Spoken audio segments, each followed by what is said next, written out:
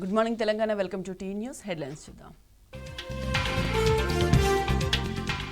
దామగుండంలో radar ఏర్పాటుకు వ్యతిరేకంగా BRS పోరాటం. రేవంత్ సర్కార్ మూసీ నదిని ప్రమాదంలో పడేస్తోందన్న కేటీఆర్. వీఎల్ఎఫ్ రాడార్లను మూసేసిన అమెరికా, ఆస్ట్రేలియా, యూకే. తీవ్ర అనారోగ్య సమస్యలపై ప్రపంచవ్యాప్తంగా భయాందోళనలు. 6 గ్యారంటీలపై ముక్రాకే గ్రామస్తులు పోస్టు కార్డు పోరు. తెలంగాణ ప్రజల చైతన్యం రాహుల్ తెలుసుకోవాలన్న కేటీఆర్. హుజూరాబాద్ ప్రభుత్వ ఆసుపత్రిలో గర్భిణీలో నరకయాతన. సీఎంకు పేదల ఆవేదన కనబడదా అని హరీష్ రావు ఫైర్. పేదల కడుపు కొట్టడమే కాంగ్రెస్ ఎజెండా. తెలంగాణ ప్రజల బతుకులు ఆగం చేశారన్న హరీష్ రావు.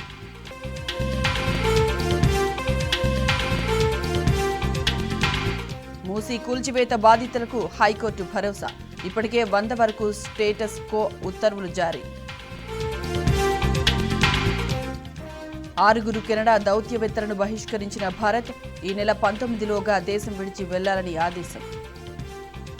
ఆగ్నేయ బంగాళాఖాతంలో అల్పపీడనం. రాష్ట్రంలో మరో 5 రోజులు వర్షాలు.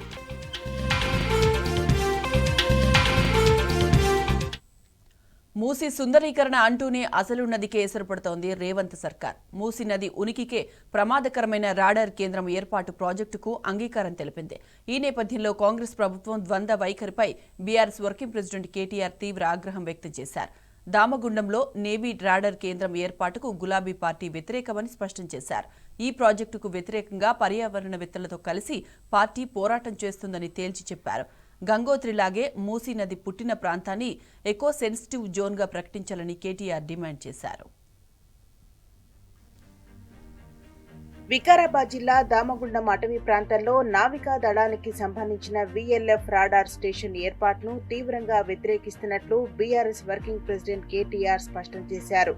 ఓవైపు మూసీ సుందరీకరణ ప్రాజెక్టు పేరుతో 1,50,000 కోట్ల రూపాయలు ఖర్చు చేస్తామని చెబుతూనే మరోవైపు మూసీ నదిని పూర్తిగా ప్రమాదంలో పడేసే రాడార్ నిర్మాణానికి రాష్ట్ర ప్రభుత్వం అంగీకారం తెలపడంలో ఆంతర్యమేమిటని ప్రశ్నించారు. ఇది ద్వంద్వ వైఖరి కాదా అంటూ సీఎం రేవంత్ రెడ్డిని కేటీఆర్ నిలదీశారు. ఏ ప్రయోజనాలు ఆశించి తెలంగాణ ప్రయోజనాలను తాకట్టు పెడుతున్నారో చెప్పాలని డిమాండ్ చేశారు. మంగళవారం కేంద్ర రక్షణ శాఖ మంత్రి రాజ్నాథ్ సింగ్ తో కలిసి ఈ ప్రాజెక్టుకు శంకుస్థాపన చేస్తున్న నేపథ్యంలో దీనిని బీఆర్ఎస్ పార్టీ వ్యతిరేకిస్తున్నదని తేల్చి చెప్పారు కేటీఆర్.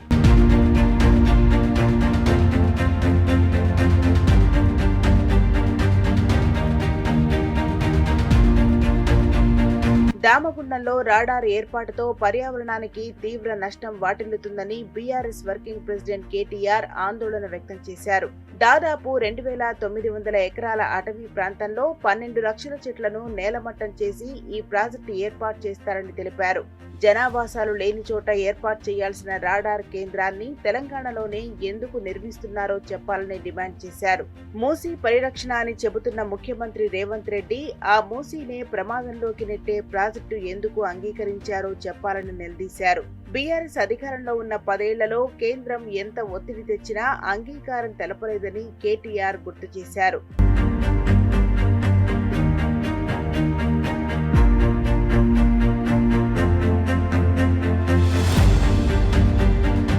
గంగోత్రికి ఓ న్యాయం, మా మూసీ నదికి మరో న్యాయమా అని గులాబీ పార్టీ కార్యనిర్వహణ అధ్యక్షుడు కేటీఆర్ ప్రశ్నించారు. గంగానది జన్మస్థానం గంగోత్రి వద్ద 150 కిలోమీటర్ల పరిధిని కేంద్రం ఎకో సెన్సిటివ్ జోన్ గా ప్రకటించిన విషయాన్ని గుర్తు చేశారు. రాడార్ కేంద్రాన్ని ఏర్పాటు చేసే వికారాబాద్ అడవుల్లోనే మూసీ జన్మస్థానం ఉన్నదని, నది పుట్టిన ప్రాంతాన్ని ఎకో సెన్సిటివ్ జోన్ గా ప్రకటించాలని డిమాండ్ చేశారు. నేవీ రాడార్ ఏర్పాటుతో మూసీ నది అంతర్ధానమయ్యే ప్రమాదముందని ఆందోళన వ్యక్తం చేశారు. సోర్స్ ఆఫ్ ది రివర్ పై రాడార్ ప్రాజెక్టు గొడ్డలి పెట్టు వంటిదని తెలిపారు. మూసీ నది పురుడు పోసుకున్న చోట 12 లక్షల చెట్ల నరికివేతతో కోలుకోలేని అనర్థం జరుగుతుందని హెచ్చరించారు.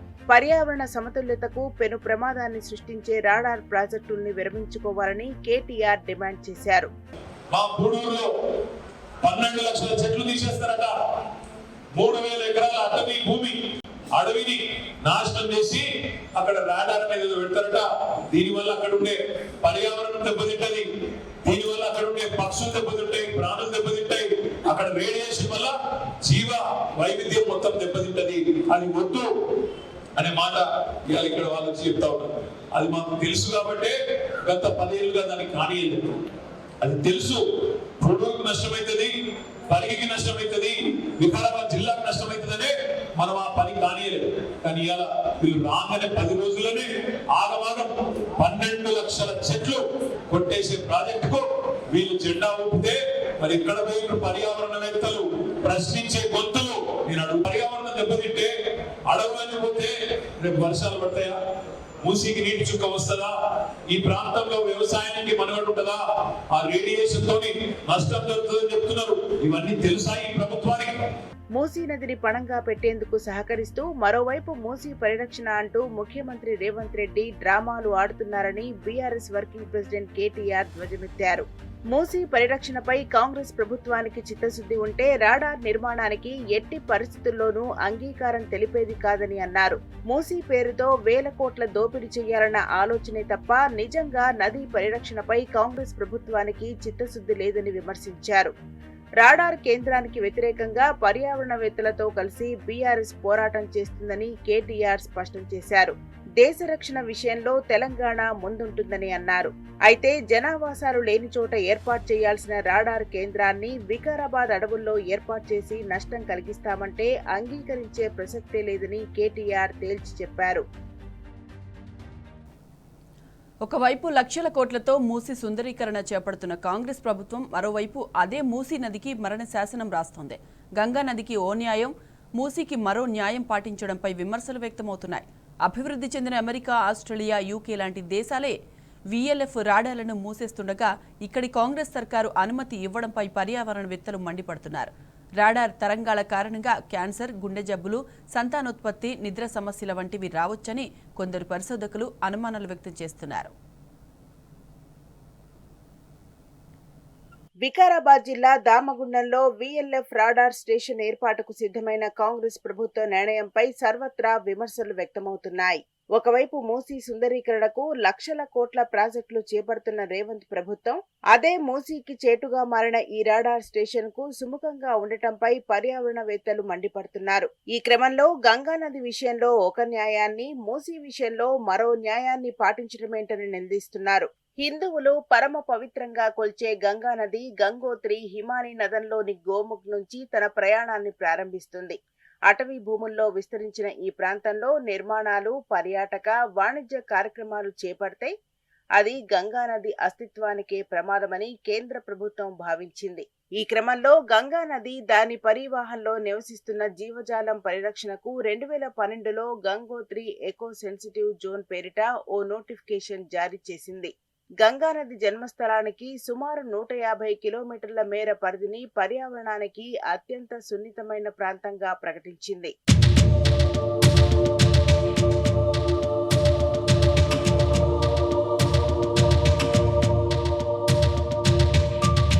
పర్యాటకం పేరిట హోటల్స్, రిసార్ట్స్ ఏర్పాటును, అభివృద్ధి పేరిట మైనింగ్, పరిశ్రమల ఏర్పాటును నిషేధించింది. గంగానది జన్మస్థానంలో వృక్ష, పక్షి, క్షీరద జాతులకు హాని కలిగే చర్యలు చేపట్టే వారికి, నదీ జలాల కలుషితానికి కారణమయ్యే వారికి కఠినమైన శిక్షలను అమలు చేయాలని, భారీ జరిమానాలు విధించాలని కేంద్రం తేల్చి చెప్పింది. చైనా సరిహద్దుల వరకు ఈ నియమాలు ఉన్నట్టు గెజిట్ నోటిఫికేషన్ను బట్టి అర్థమవుతున్నది. చార్ధామ్ ప్రాజెక్టు పేరిట గంగోత్రిలో రోడ్ల విస్తరణను చేపట్టాలనుకున్న బోర్డర్ రోడ్స్ ఆర్గనైజేషన్ చర్యలను సుప్రీంకోర్టు గతంలో తప్పుపట్టింది. గంగానది విషయంలో కేంద్రంలోని అప్పటి కాంగ్రెస్ ప్రభుత్వం ఇంత ప్రేమ చూపగా, ఇప్పుడు మూసీ నది విషయంలో రాష్ట్రంలోని కాంగ్రెస్ సర్కార్ నిర్లిప్తంగా వ్యవహరిస్తుండడం సర్వత్రా విమర్శలకు కారణమవుతున్నది.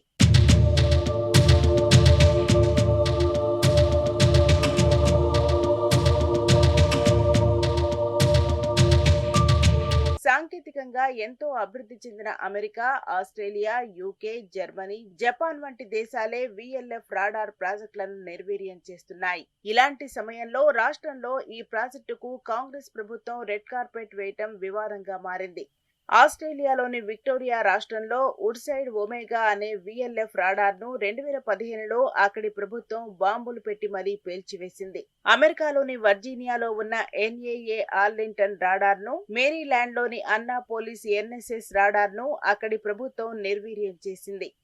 స్థానికులు, పర్యావరణవేత్తల నుంచి వస్తున్న విమర్శలతో పాటు సాంకేతిక సమస్యల కారణంగానే ఈ నిర్ణయం తీసుకున్నట్టు అక్కడి ప్రభుత్వాధికారులు చెబుతున్నారు. ఈ రాడార్ల ఇన్స్టాలేషన్ తో స్థానికుల్లో ఆరోగ్య సమస్యలు కూడా వస్తున్నాయన్న ఆరోపణలు ఉన్నాయి. VLF రాడార్ అంటే వెరీ లో ఫ్రీక్వెన్సీ రాడార్ అని అర్థం. ఈ VLF రాడార్ వ్యవస్థ ద్వారా సముద్రంలో ఉన్న ఓడలు, జలాంతర్గాముల్లోని సిబ్బందితో సమాచారాన్ని పంచుకోవచ్చు.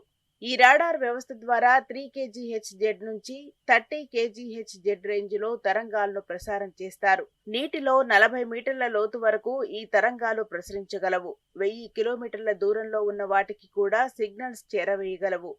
VLF ఎలక్ట్రోమాగ్నెటిక్ తరంగాల కారణంగా ఆరోగ్య సమస్యలు వచ్చే ప్రమాదం ఉందన్న వాదనలు వినిపిస్తున్నాయి. క్యాన్సర్, గుండె జబ్బులు, సంతానోత్పత్తిపై ప్రభావం, నిద్ర సమస్యల వంటివి రావచ్చని కొందరు పరిశోధకులు అనుమానాలు వ్యక్తం చేస్తున్నారు. హైడ్రాకు రంగనాథ్ రైట్ కాదా? ఆయన ఓవర్ యాక్షన్ పై సీఎం గుర్రుగా ఉన్నారా? హైడ్రా నిర్ణయంపై ప్రభుత్వంలో అంతర్మదనం నడుస్తోందా? ఆర్డినెన్స్ వేసినా అది మనుగడలోకి వచ్చే అవకాశాలు లేవా? హైడ్రా వ్యవహారంలో సీఎం వెనుకడుగు వేయనున్నారా అంటే సీఎంఓ వర్గాల నుంచి అవునని సమాధానం వస్తోంది. Free publicity stunt, attention diversion స్కీమ్లో భాగంగా తెరపైకి వచ్చిన హైడ్రా కదలికలు ఫక్తు పులి మీద స్వారీలా తయారయ్యాయి.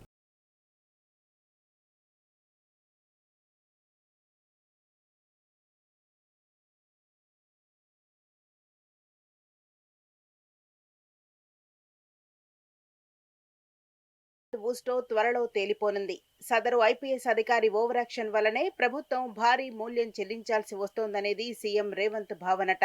హైడ్రా కూల్చివేతలతో సర్కార్ పెద్ద ఎత్తున ప్రజాగ్రహానికి గురి కావలసి వస్తోన్న విషయం తెలిసిందే. కమిషనర్ రంగనాథ్ ఒంటెత్తు పోకడలతో దుందుడుకుగా వ్యవహరించడం వల్లనే అబాసు పాలయ్యామన్నది పాలకుల వర్షన్. ముఖ్యమంత్రి రేవంత్ కూడా గత కొంతకాలంగా హైడ్రా కమిషనర్ పై గరంగరంగా ఉన్నారని సమాచారం. తానొకటి తలిస్తే దైవం ఒకటి తలిచిందని ఎన్నికల ముందు గుప్పించిన హామీల నుంచి ప్రజల దృష్టి మరల్చాలనుకున్న ముఖ్యమంత్రి ఎందుకో ముద్దపప్పులో కాలేశారు. హైడ్రా ద్వారా ఫ్రీ పబ్లిసిటీ పొందాలనే వాళ్ల తపన కాంగ్రెస్ పుట్టిముంచింది. మొదట్లో కొంత సానుకూల స్పందన వచ్చినా సీను రివర్స్ అయి రాను రాను హైడ్రా రెట్టింపు వ్యతిరేకతను కూడగట్టుకుంది.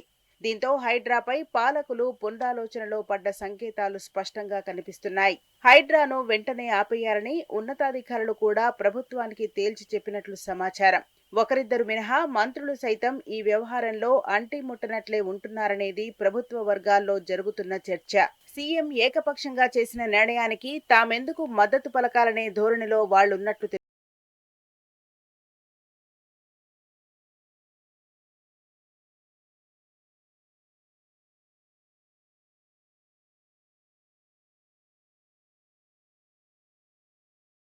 అయినది ఒకటన్నట్లు IPS అధికారి రంగనాథ్ను నమ్మి ప్రభుత్వం అడ్డంగా బోల్తా కొట్టింది. చేతులు కాలాక ఆకులు పట్టుకున్నట్లు ఇప్పుడు తీరిగ్గా పునరాలోచనలో పడింది. ఏ క్షణమైనా హైడ్రాకు సర్కార్ రామ్ రామ్ గుడ్ బై చెప్పే అవకాశాలు పుష్కలంగా ఉన్నాయి. అంతకంటే ముందు కమిషనర్ రంగనాథ్ను అక్కడి నుంచి తప్పిస్తారనే వాదనలు ముఖ్యమంత్రి కార్యాలయం కేంద్రంగా బలంగా వినిపిస్తున్నాయి. ఇదిలా ఉంటే హైడ్రా లాంటి పెద్ద టాస్క్ ను కమిషనర్ రంగనాథ్ అల్లాటప్పాగా డీల్ చేశారనేది అపవాదు. ఆయన బ్యాక్ ఎండ్ లో ఉండి ఫీల్డ్ లెవెల్ అధికారులతో కథ నడిపితే బాగుండేదన్నది IPS సర్కిల్స్ లో టాక్. తెర వెనుక ఉండి నడిపిస్తేనే ఇలాంటి ఆపరేషన్ సక్సెస్ అవుతాయన్నది వాళ్ల ఒపీనియన్. కనీసం రెగ్యులర్ క్యాడర్ అధికారిని డిప్యూట్ చేసిన పబ్లిసిటీకి ఇంతలా పాకులాడకపోయేవారని, ఫలితం కూడా ఇంత దరిద్రంగా ఉండకపోయేదన్న రుసరుసలు పోలీస్ ఫ్రాటర్నిటీలో ఉన్నాయి. చేసింది తక్కువ, చెప్పింది ఎక్కువ అన్నట్లు చీటికి మాటికి మీడియాకెక్కి రచ్చ చేసి రంగనాథ్ పాపులర్ అయ్యే ప్రయత్నం చేశారని, అలాంటి అధికారులు ఆ పోస్టుకు అస్సలు సూట్ కారన్నది వాళ్ల వర్షన్. ఇదిలా ఉంటే IPS కు బదులు IAS ను నియమించి ఉంటేనైనా ఈ పరిస్థితి తలెత్తేది కాదేమో అన్న వాదనలు సీఎంఓలో కూడా వినిపిస్తున్నాయి. అసలు రంగనాథ్ లాంటి అధికారి ఇందుకు సరైన చాయిస్ కాదన్నది వాళ్ల అభిప్రాయం. కమిషనర్ అయిన తరువాత ఆయన చేసిన హడావిడి అంతా ఇంతా కాదని వాళ్ల ఫీలింగ్. రంగనాథ్ ఓవర్ యాక్షన్ ప్రభుత్వ పెద్దల సీటు కిందకు నీళ్లు తెచ్చిందనే భావన సీఎంఓ అధికారి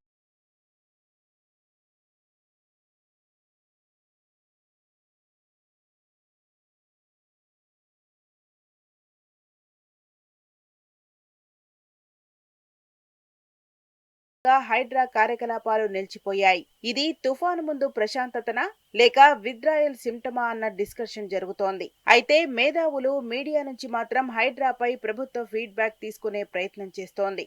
అన్ని వర్గాల నుంచి హైడ్రాకు నెగిటివ్ మార్కులు పడుతున్నాయని సర్కార్కు సమాచారం అందుతోంది. ఇంకా తాత్సారం వహిస్తే అసలుకే ఎసురు వచ్చే ప్రమాదం ఉందని గ్రహించిన సీఎం రేవంత్ రెడ్డి హైడ్రాకు బై చెప్పే క్రమంలో లోపాయికారిగా అడుగులు వేస్తున్నారని వినికిడి. దాంట్లో భాగంగా ముందు రంగనాథ్ను కమిషనర్ బాధ్యతల నుంచి తప్పించడం సర్కార్ వ్యూహంలా కనిపిస్తోంది. ఆ తర్వాత నెమ్మదిగా హైడ్రాను అటకెక్కించాలన్న యోచనలో సర్కార్ ఉన్నట్టు తెలుస్తోంది.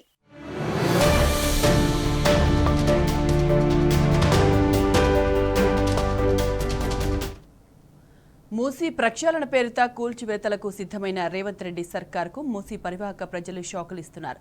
తమ ఇండ్లను కూల్చవద్దంటూ కోర్టులను ఆశ్రయిస్తున్నారు. రేపో మాపో రెండో దఫా కూల్చివేతలకు ప్రభుత్వం సిద్ధమైన నేపథ్యంలో కోర్టుల ద్వారా స్టే ఆర్డర్లు తెచ్చుకుంటున్నారు.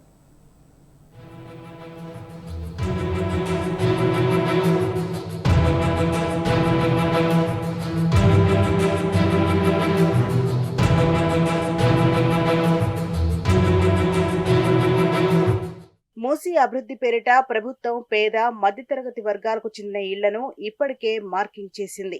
వీటిని దశల వారీగా కూల్చనున్నారు. ఈ నేపథ్యంలో కాంగ్రెస్ బుల్డోజర్లు తమ ఇంటిపైకి రాకముందే మూసీ పరివాహక ప్రజలు తమ ఇళ్లకు కోర్టు ఆదేశాలను రక్షణ కవచంలా ఏర్పాటు చేసుకుంటున్నారు. తొలి దశలో మార్కింగ్ చేసిన నిర్మాణాలను కూల్చివేసేందుకు ప్రభుత్వం సన్నద్ధమవుతున్న నేపథ్యంలో మలక్పేట్ నుంచి నాగోల్ వరకు మూసీ వెంబడి ఉన్న పలు కాలనీ వాసులు ఇళ్ల కూల్చివేతలకు వ్యతిరేకంగా స్టే ఆర్డర్లు తెచ్చుకున్నారు. ఫణిగిరి కాలనీలో దాదాపు 25 నిర్మాణాలకు కోర్టు ఆదేశాలను అతికించగా కోర్టు విచారణలో ఉందని, కూల్చివేతలు చేపట్టడానికి వీల్లేదని తెలుపుతూ నోటీస్ బోర్డులను ఇళ్లకు అతికించారు.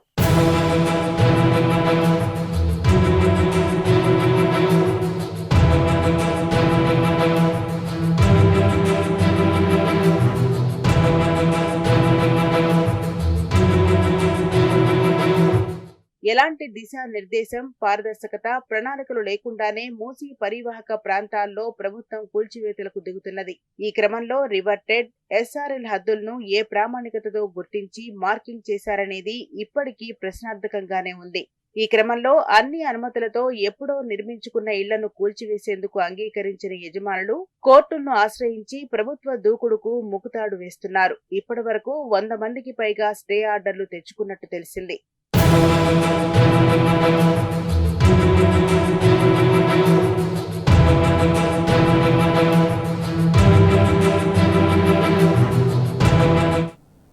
పార్టీ ఫిరాయించినందుకు ఎమ్మెల్యే పోచారం శ్రీనివాస్ రెడ్డికి వ్యవసాయ శాఖ అడ్వైజర్ పదవి ఇస్తారా అని మాజీ మంత్రి ఎమ్మెల్యే హరీష్ రావు ప్రశ్నించారు. ఇదేనా రాహుల్ గాంధీ ప్రవచిస్తున్న రాజ్యాంగ రక్షణ అని నిలదీశారు. పార్టీ మారినట్లుగా బహిరంగ వేదికపై స్వయంగా పోచారమే ప్రకటించారని, బీఆర్ఎస్ టికెట్పై ఎన్నికైన ఆయన కాంగ్రెస్లో చేరాడు అనడానికి ఇంతకంటే నిదర్శనం ఏం కావాలని అడిగారు.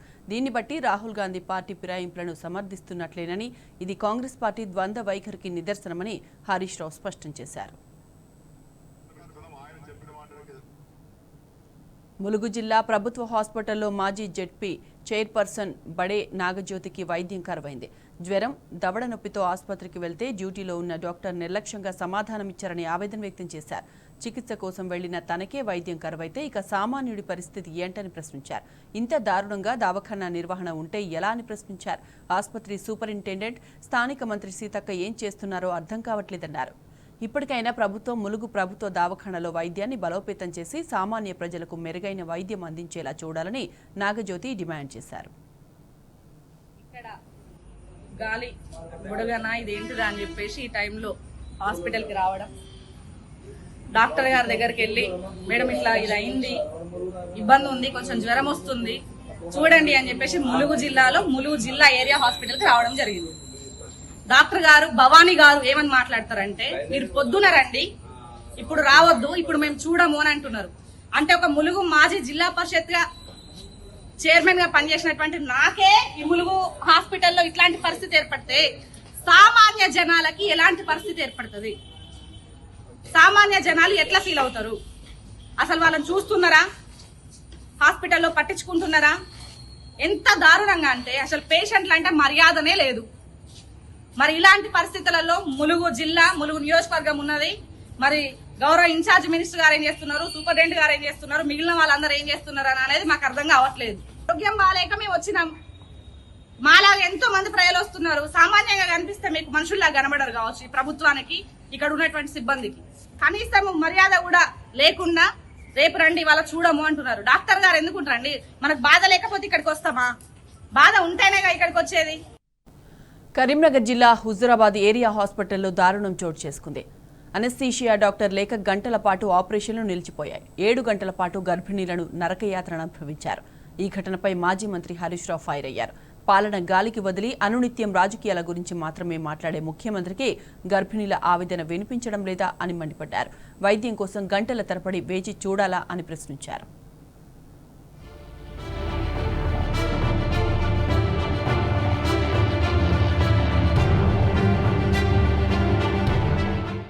బీఆర్ఎస్ ప్రభుత్వ హయాంలో జాతీయ స్థాయి అవార్డులు అందుకున్న కరీంనగర్ జిల్లా హుజూరాబాద్ ఏరియా దవాఖానలో ఇప్పుడు వైద్య సేవలు పునారిల్లుతున్నాయి. ప్రతి నెల 180 నుంచి 200 కాన్పులు చేసి రికార్డులు సృష్టించిన ఈ దవాఖానకు ఇప్పుడు కాన్పులకు వెళ్లాలంటేనే గర్భిణీలు హడలిపోతున్నారు. వైద్యులు అందుబాటులో లేక గంటల తరబడి పురిటి నొప్పులు భరిస్తూ నరకయాతన పడుతున్నారు. అనస్థీషియా వైద్యుడు అందుబాటులో లేక సోమవారం 6 గర్భిణీలకు కాన్పులు చేయకపోవడంతో మధ్యాహ్నం 12 గంటల నుంచి సాయంత్రం 6 గంటల 30 నిమిషాల వరకు వారంతా నరకం చూశారు.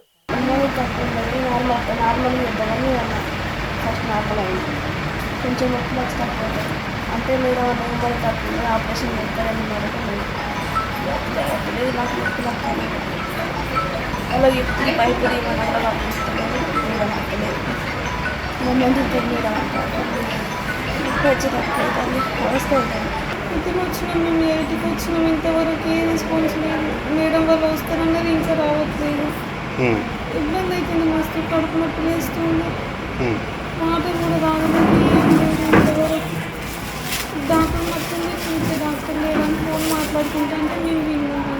8 అన్నారు, 3 వేయింది, 4 వేయింది, 5 వేయింది, పెండింగ్ అనుకుంటాను మళ్ళీ అంటున్నారు. ఇంకా రావట్లేదు. మస్తు ఇబ్బంది అవుతుంది. మేము పెట్టకుండా రేపు రమ్మన్నా వద్దు, మంచిగా చాలా ఇబ్బంది అవుతుంది మాకు. వివిధ గ్రామాలకు చెందిన 6 గర్భిణీలు సోమవారం ఉదయం 8 గంటలకు దవాఖానకు వచ్చారు. 12 గంటలకు ఆపరేషన్ చేసేందుకు సిబ్బంది అన్ని ఏర్పాట్లు చేశారు. కానీ మత్తు వైద్యుడు అందుబాటులో లేకపోవడంతో ఆయన వచ్చే వరకు వారు అలానే బెడ్ పై ఉండాల్సి వచ్చింది. అప్పటికే వారికి యూరిన్ క్యాథెటర్ వేయటం, నొప్పులు పెరగడంతో గర్భిణులు అవస్థలు ఎదుర్కొన్నారు. 7 గంటల పాటు వారంతా నరకం అనుభవించారు. ఈ క్రమంలో ఓ గర్భిణి తీవ్ర అస్వస్థతకు గురయ్యారు. మధ్యాహ్నం 3 నుంచి 4 గంటల మధ్య డ్యూటీ డాక్టర్ ఒకసారి వచ్చి పరిస్థితిని చూశారు. మత్తు వైద్యులు లేరని, వచ్చిన తర్వాత ఆపరేషన్లు చేస్తామని చెప్పి వెళ్లిపోయారు. దీంతో గర్భిణుల బంధువులు ఆందోళనకు దిగారు. బంధువులు ఆందోళనకు దిగితే తప్ప వైద్యుల్లో కదలిక రాలేదు. సాయంత్రం 7 గంటల ప్రాంతంలో మత్తు వైద్యుడిని పిలిపించి రాత్రి 8 గంటల 30 నిమిషాలకు కాన్పులు చేశారు. అనస్థీషియా డాక్టర్ అందుబాటులో లేడు కాబట్టి ఇప్పుడు నేను రాలేదు. ఆమె ప్రైవేట్ హాస్పిటల్ ఉన్నట్లేదు మేడం, మరి నందితారెడ్డి మేడం. ఆ మేడం గారు ఏమని చెప్తున్నారంటే ప్రజెంట్ అనస్థీషియా డాక్టర్ వస్తే నేను వస్తా ఇమీడియట్ గా అని చెప్తున్నారు. ప్రజెంట్ ఈ అవైలబుల్ గా ప్రభుత్వ ఆసుపత్రిలో అనస్థీషియా డాక్టర్ అంటున్నారు, ఎవరు అందుబాటులో లేరు.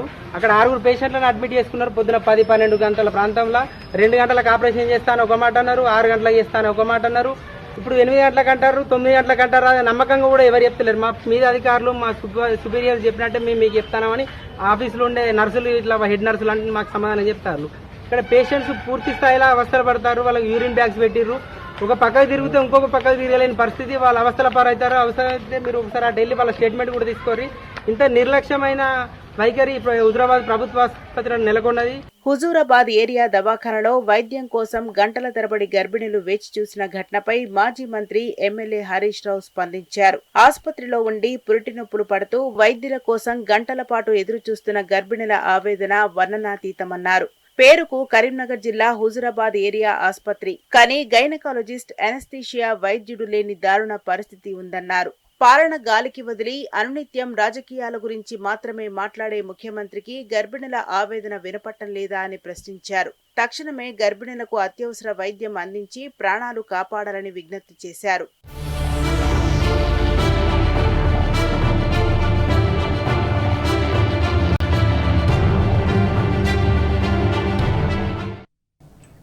భారతీయ జనతా పార్టీతో పొత్తు ప్రాంతీయ పార్టీలను ముంచేస్తోంది. ఎన్డీఏలో చేరిన పార్టీల పరిస్థితి ధృతరాష్ట్ర కౌగిలిలోకి వెళ్తున్నట్లుగా మారింది. బీజేపీతో స్నేహం చేసినవన్నీ రోజులు బాగానే ఉన్నాయి. ఒక్కసారి ఆ పార్టీకి కటీఫ్ చెప్పిన తర్వాత ప్రాంతీయ పార్టీల పుట్టి మునుగుతుంది. శిరోమణి అకాలీదళ్, శివసేన, ఉద్ధవ్, అన్నా డీఎంకే పార్టీలతో మొదలు పెడితే తాజా ఎన్నికల్లో దారుణంగా ఓడిన పీడీపీ, జేజేపీ వరకు బీజేపీతో పొత్తు పెట్టుకుని దెబ్బతిన్న పార్టీలు చాలానే ఉన్నాయి. ఇక పొత్తు లేకపోయినప్పటికీ బీజేపీతో సన్నిహితంగా మెలిగిన బీజేడీ, వైఎస్ఆర్సీపీ వంటి పార్టీలు కూడా మునిగిపోయాయి. దీంతో బీజేపీతో స్నేహం ఒక ఊబిలాంటిదని, ఒకసారి అడుగుపెట్టిన తర్వాత మునిగిపోవడం ఖాయమని రాజకీయ విశ్లేషకులు అభిప్రాయపడుతున్నారు.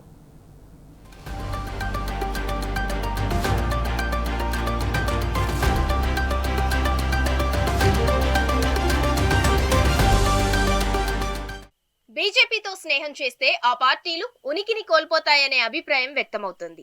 అందుకు అనేక సాక్ష్యాలు మనకు కనిపిస్తాయి. 2014లో జమ్మూ కాశ్మీర్ అసెంబ్లీ ఎన్నికల్లో Jammu Kashmir People's Democratic Party 28 సీట్లు గెలిచి అతిపెద్ద పార్టీగా నిలిచింది. ఆ ఎన్నికల్లో ఎవరికీ మ్యాజిక్ ఫిగర్ రాకపోవడంతో బీజేపీతో కలిసి ప్రభుత్వాన్ని ఏర్పాటు చేసింది. సహజంగా కశ్మీర్ ప్రాంతంలో పీడీపీ బలంగా ఉంటుంది. బీజేపీతో స్నేహం కశ్మీర్ ప్రజలకు పీడీపీని దూరం చేసింది. దీంతో తాజా ఎన్నికల్లో పీడీపీ 28 సీట్ల నుంచి 3 సీట్లకు పడిపోయింది. ఈ ఓటమి నుంచి పీడీపీ ఇప్పట్లో తేరుకునే పరిస్థితి కనిపించటం లేదు.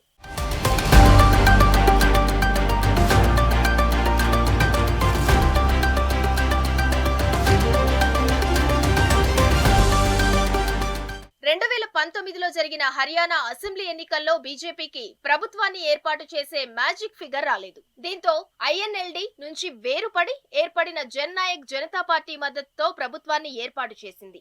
అప్పుడే కొత్తగా పెట్టిన జేజేపీ ఆ ఎన్నికల్లో 10 స్థానాలు సాధించి కింగ్ మేకర్ అయింది. 4 ఏళ్ల పాటు పొత్తు ప్రయాణం బాగానే సాగింది. ఆ తర్వాత లోక్సభ ఎన్నికల్లో సీట్ల పంపిణీ కుదరక పొత్తు విచ్ఛిన్నమైంది. ఆ తర్వాత జేజేపీ నుంచి కొందరు నేతలను చేర్చుకొని ఆ పార్టీని బీజేపీ దెబ్బతీసింది. 2019లో జేజేపీకి గ్రామీణ ప్రాంతాల్లో మంచి ఆదరణ కనిపించింది. అయితే రైతుల ఉద్యమం తర్వాత పరిస్థితి మారింది. బీజేపీతో కలిసి ఉన్న జేజేపీకి రైతులు దూరమయ్యారు. బలమైన రైతు ఓటు బ్యాంకు దూరమై ఈ ఎన్నికల్లో జేజేపీ దారుణంగా దెబ్బతిన్నది. ఒక్క స్థానాన్ని కూడా గెలుచుకోలేకపోయింది.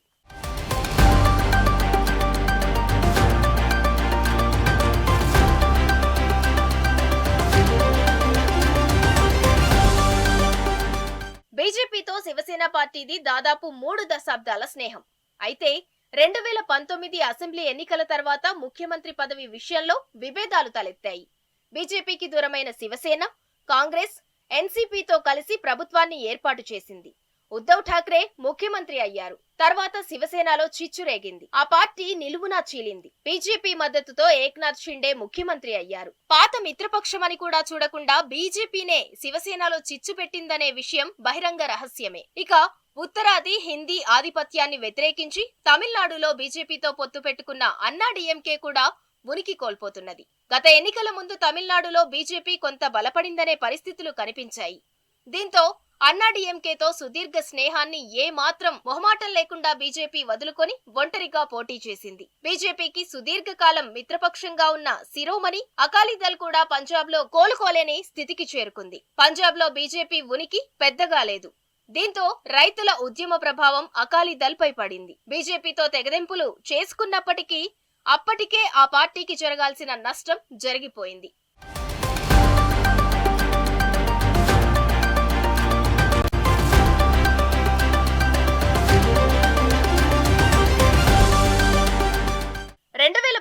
నుంచి 2024 వరకు రాజ్యసభలో ఎన్డీఏకు తగినంత మెజార్టీ లేదు. దీంతో బిల్లులు పాస్ చేయించుకోవటానికి బీజేడీ, వైఎస్ఆర్సీపీ మద్దతు బీజేపీకి కీలకంగా మారింది. ఆ పార్టీలు కూడా బీజేపీతో సఖ్యతతో వ్యవహరించాయి. అయితే 2024 అసెంబ్లీ ఎన్నికల్లో బీజేపీ చేతిలోనే ఈ 2 పార్టీలు దారుణంగా దెబ్బతిన్నాయి. ఒడిశాలో బీజేడీని బీజేపీ ఓడించింది. ఏపీలో టీడీపీతో కలిసి వైసీపీని ఓడగొట్టింది. తాజాగా మతకోణం ఆధారంగా వైసీపీని కోలుకోలేని విధంగా దెబ్బతీసేందుకు బీజేపీ ఐటీ వింగ్ సాయశక్తులా ప్రయత్నిస్తున్నదన్నదని వార్తలు వస్తున్నాయి. ఈ పార్టీల పరిస్థితి చూస్తున్న రాజకీయ విశ్లేషకులు బీజేపీతో స్నేహం ధృతరాష్ట్ర కౌగిలి లాంటిదని అభిప్రాయపడుతున్నారు.